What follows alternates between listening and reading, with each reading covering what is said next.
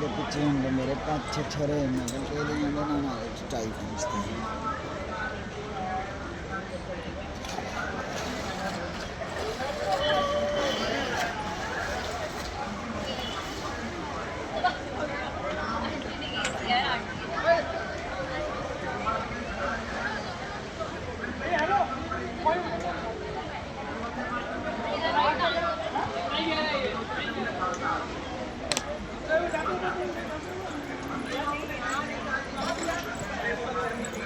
Tension देना भी तो आ रहा हूँ भाई, कूड़ेदान डालूं।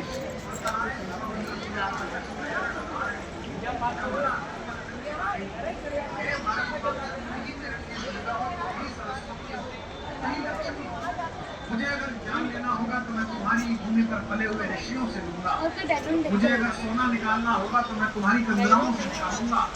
मुझे अगर शक्ति बनानी होगी तो मैं तुम्हारे कोख से निकले हुए लोहे से। ये लक्ष्मी नारायण मंदिर यह बंकिम बाबू की भूमिका है, रविन्द्रनाथ टैगोर की, गांधी की, इन सब की पुण्य भूमि है। गांधी जी अब फर्ज नए हैं और बंगाल के प्राण में राम है।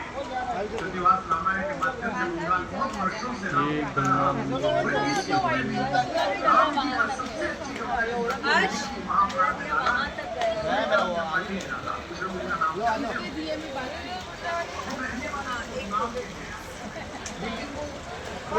एक साल की उम्र के बाद से बच्चा नौकरी करते थे, उनके पापा ही रामायण ही पढ़ी, इसीलिए सुंदर बात के शब्द की पूजा लिखी। आज गंगा की एक शाखा के किनारे में बैठा हुआ हूँ और कितना सुखद संयोग है कि मैं राम मेरी आंखों के सामने माँ है। कितना सुंदर बात है कि मैं इस मंदाकिनी की धारा के किनारे, गंगा की धारा के किनारे राम कथा की गंगा के विषय में बता रहा हूँ। ये दोनों एक ही है, राम कथा भी गंगा है और ये भी गंगा है। ये भी पृथ्वी के मरे हुए लोगों को मुक्ति देने के लिए पृथ्वी पर आई है और राम कथा भी जिनके हृदय में मृत भाव पैदा हो गया है उनको मुक्ति देने के लिए पृथ्वी पर आई है। इन दोनों में कई समानताएं हैं।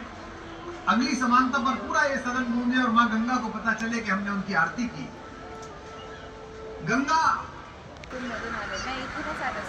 सौभाग्य है कि मैं जो वस्त्र पहन कर आया पता नहीं होता मैं क्या कपड़ा पहनूं। दोपहर को हमारे ये पहनना है और मैंने पहना और स्वयं को दर्पण में देखा तो अपने पर भगवान तो आज की सौभाग्य एक साथ घटित हो रहे हैं। एक गंगा है जो अच्युत के चरणों से निकली है, एक राम कथा है श्री हरि कृष्ण के आचरणों से निकली है और एक उसकी व्याख्या है जो कुमार विष्णु के हृदय पर बैठे विष्णु के बारे में गंगा भी सबसे पहले भगवान शिव के मस्तिष्क में समाई। राम कथा भी कबूतरी तो भगवान शंकर के मानस में समाई। रच महेश मानस राधा सबसे पहले भगवान शंकर ने ही ये अकेली नदी है, एक अकेली धारा है कृष्ण की। दुनिया में किसी खंडित प्रतिमा की पूजा नहीं।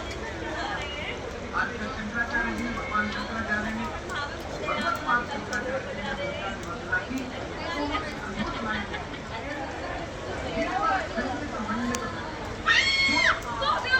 गिर जाता है टूटकर पति को सारे गंगे खंडित हेकर मंडित मंगे। आपके यहाँ कोई मूर्ति भंग हो जाए तो आप क्या करते हैं? लेकिन भगवान से एक पत्थर का टुकड़ा टूट कर इस नदी में गिर जाए और बहते बहते ऋषिकेश में यहाँ तक आ जाए आपको मिले तो आप क्या करते हैं? उसे उठाकर अपने पूजा घर में शोभित कर देते और कहते हैं यही भगवान नारायण है, यही भगवान आज से हमारे हैं।